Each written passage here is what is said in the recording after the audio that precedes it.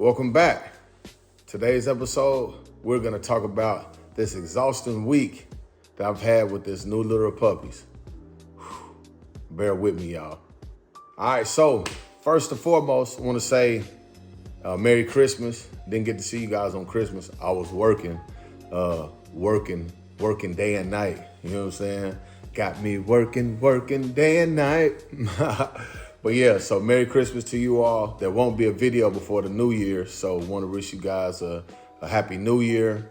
You guys be safe out there, enjoy yourselves, but you know what I mean, in moderation. Yeah, but Happy Early New Year's. Let's get started with this video. All right, so there's some good news and some bad news for this video. Before we get to the good news and bad news, I'm gonna ask you to like, comment, subscribe this video. Especially if you like it, go ahead and share that thing. You know, that algorithm, you know what I'm saying? Gotta make sure we off on that. Keep this thing circulating, you know what I'm saying? And that's greatly appreciated as always.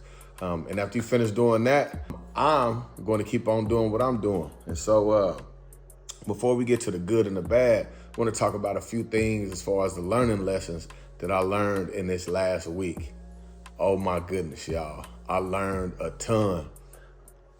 You know, this is litter 6. And so, you know, I would consider myself at least a little bit experienced. You know what I'm saying? Been through a couple of things, had to learn some things along the way.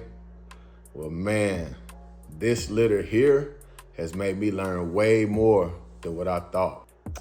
We had a premature litter, y'all. You know, the puppies came a couple of days early, and man, when they say you have to work around the clock when you have premature puppies, around the clock cannot even explain the work that you have to put in. First off, the labor started on December 20th, and it went on for 10 hours. Belle was in labor for about 10 hours before she even had the first puppy. You know, well, it was a long night of her breathing hard, you know, contractions, things of that nature. And I mean, I was paying attention to her. I was sleeping in the room with her. I mean, just really trying to be, you know, a support system for her, and really couldn't tell whether she was in labor or, you know what I mean, what was going on.